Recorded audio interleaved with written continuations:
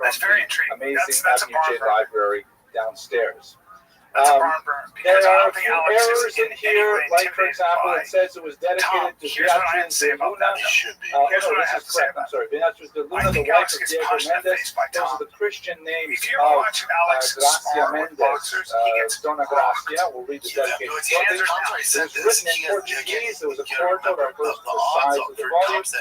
And as this was a burden on his conscience, meaning the person who was being tortured to confess here, he asked pardon of our Lord Jesus Christ, he asked penance, and the inquisitor ultimately accepted penance, and in order to ensure his safe passage of the world to come, they accelerated with the fires of the Auto da Fe.